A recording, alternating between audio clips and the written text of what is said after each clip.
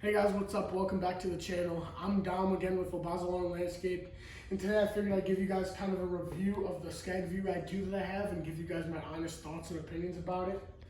So if you come over here, first things first, we'll start out at the top. This is where you drive the mower, this is where you stand, so this is where you spend all your time, so I figured this would be most important. A lot of the reviews I saw didn't talk about this, so I figured I'd give you guys kind of an in-depth view of it. But so if you see over here at the top, you've got your key with your on and off switch, and then it controls your little, when you turn on the mower, you have your Tiger Eye monitoring system. So this is basically just a glorified hour meter. Move this out of the way so you can see, but it has different lights. So when you go to start the mower, if all four of those aren't lit up, you can't start the mower. So like if your parking brake's off, it won't turn on. So it's kind of easy. It helps you diagnose if something's wrong. Down here, your mower deck, your PTO, so that just engages your blades, same as every other mower. Here's your throttle, so just up and down simple, and then your choke. The fuel injected models won't have a choke, but this one does because it's a carbureted model. Here's your parking brake, so super easy, in your way, not really sticking out. So you can go around trees and shrubs and it won't be ripping limbs off or anything. It's really close, stays right here. When the parking brake's on, these don't move. They're stationary, so you don't have, if you have employees running your mowers, they can't be driving with the brakes on. Same as every other stand-on mower, you got forward, backwards, left, and right. Straightforward.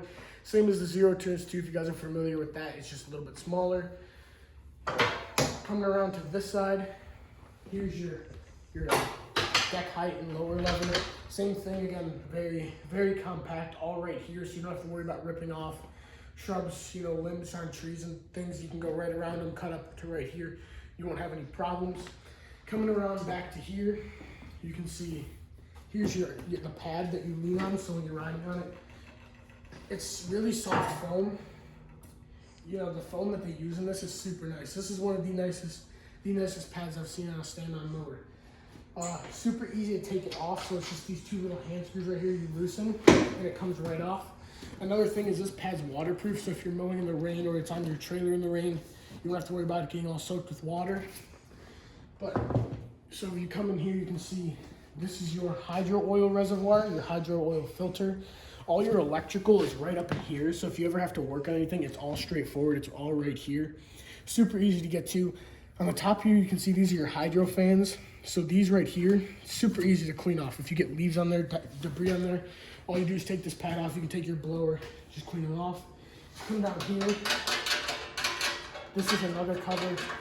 So it's the same style screws as the top. They're nice rubberized, easy to hold with your hands, so you don't need any tools to take off these covers. But this cover comes off as well, and you can get to all your hydro lines, your hydro drains, and then these two bolts here, they're 5/8, and if you ever have to push the mower for any reason, you can loosen these and it'll roll around free. You won't be fighting the hydros. Again, these covers, they go on as easy as they come off. So if in the fall, if you're doing a bunch of leaves and you're creating a bunch of dust and you have a bunch of dry leaves all over your mower, it's super easy to just take the panels off. You can keep everything clean, keep everything running right. And then you can avoid the chance of a fire, which that's a big deal because I know a lot of mowers have caught on fire. This pad goes on just as easy as well, clips on, and then you tighten down these screws. Down here is where you stand. So this is your operator platform. It's got the two springs there you can see, and there's two rubber bushings on the bottom. It's super bouncy, super springy. Even on rough yards, you'll be standing pretty still. It's really comfortable. Off to this side's your battery. So you have your two terminals here. Easy to jump mowers, jumper cables fit on there, perfect. Has this nice cover that goes over the top to keep everything protected. And then if you come around to this side, here's your fuel tank. The battery and the fuel tank are on opposite sides for weight distribution on hills.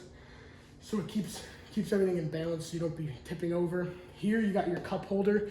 The cup holder, it kind of sucks. It'll fit like a Yeti cup in there good and it'll stay, but if you have a regular water, it'll just fly right out. So what I did to kind of help that is I just cup the water in right here and it never really moves around. But if you just put like a regular water in here, it flies around and falls out. So cup holder kind of sucks. Up here you've got your fuel shut off. So that's off and that's on. That's nice to have, you know, if you're in the winter, you want to store it and you want to get the gas out of the carburetor, or if you have any problems with your carburetor, turn that off and your fuel will stop. Here's your gas, you know, your gas cap where you fill it. Pretty nice gas cap. And then the gas station nozzles will fit in here. So you can fill it up straight at the gas station, which is nice. Come up here and you've got your fuel gauge. This here, pretty nice. One complaint I have about it though is on the old mower, before this I had a Toro grandstand, and the fuel gauge was actually right about here. So while you're mowing, you're looking at it the whole time. Here it's kind of off to the side, so if you're not paying attention, you don't think to look down, you can run out of gas. I know I did it 3-4 times this year and it was not fun. So, you know, I always have to look over to see the fuel gauge, but I wish if it was like right here, it'd be easier to see. You can look at it the whole time. Right over here, you can see this is your deck lift handle. So if you're standing off to the side, it's easy to raise and lower. You can do it from the pad, no problem. Here's your different heights. So you get 1.5 inches through 4.5. And the way this pin works, it twists and pulls out, and then put back in and twist, and it'll stay. No pins, no need to lock it in. And then you put it at your cutting height, drop the deck, pull it back up. Springs, so it's easy to raise and lower. Coming down here, so I have the vacuum system installed on this. So I've got the bagging plate, and this holds up your vacuum. I'll make another video going in depth about that because I have different opinions on that than I do the mower. But working our way around, I'll show you guys. This here is the engine. So this one is the one with the Kawasaki. It's an FX691V carbureted engine. There's a fuel injected option. I know there's a lot of different options you can get. This is just the more basic one. I like the more basic. Kawasaki's are great engines, so went with that. You can see you've got the commercial air filter on the top.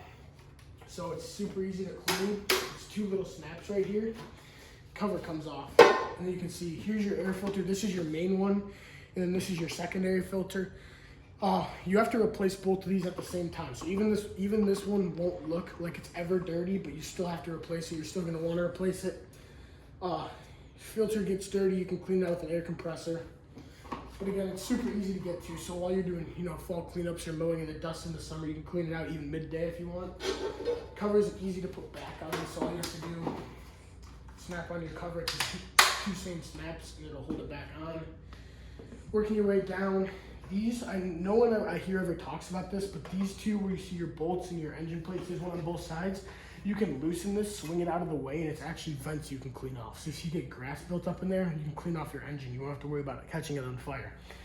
Here's your oil dipstick, your oil filter, and then down here's your oil drain. This is a 10mm bolt you can loosen, and there's a tube that runs down back by this tire. So it's super, super easy to change your oil on this machine. Everything's right here, easy to get to. Coming around to the front, you can see here's your carburetor, and your tube going up to your air filter. Here's your exhaust. It's nice in the front. You can see it's kind of out of the way. So while you're mowing, you don't have to worry about a bunch of fumes blowing back in your face that kind of go off to the side. And it's a lot nicer, a lot more comfortable, easier to breathe. We'll move down to the deck here. So this is the 48-inch Velocity Plus deck on this machine.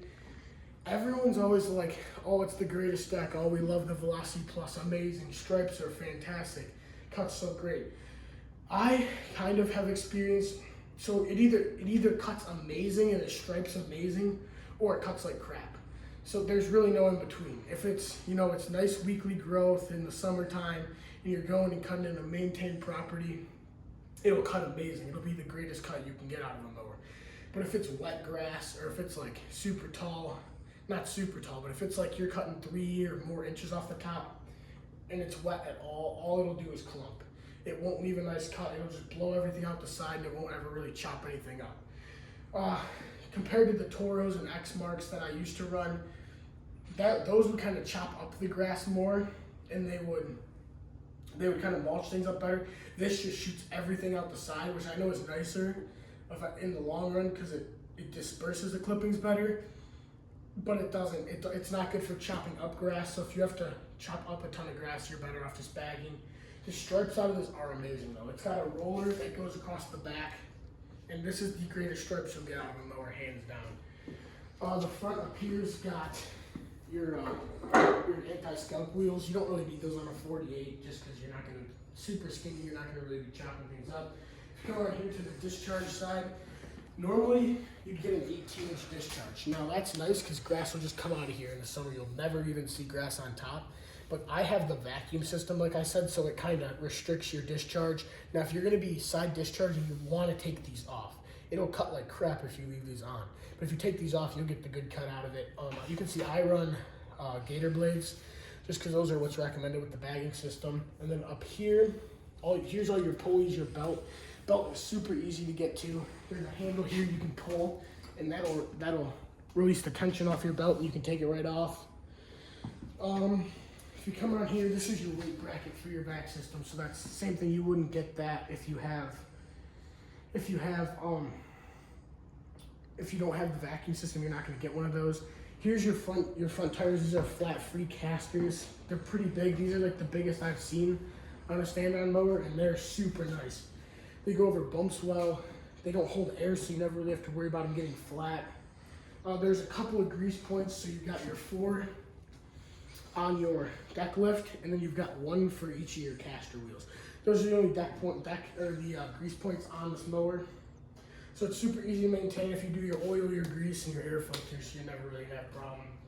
I've never changed the hydro oil, so I don't know what that's like. I couldn't give my opinion on that. So let's start off. I'll do the complaints about it first, and then I'll go through what I like. So my complaints about this mower, first of all, like I said, the fuel gauge is kind of out of the way. It's kind of annoying.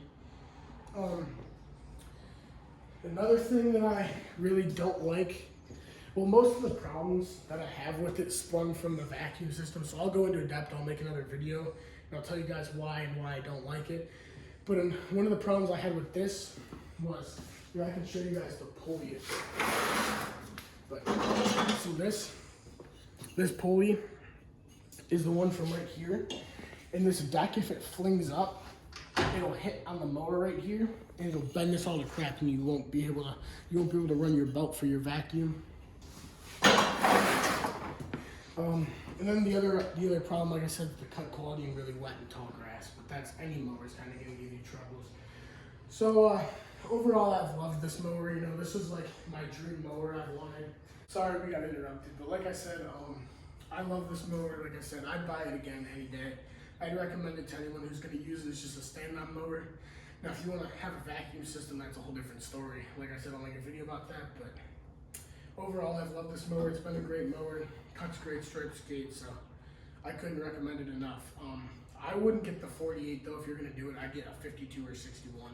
This is just a little small. I got it simply because we have small gates, but so yeah.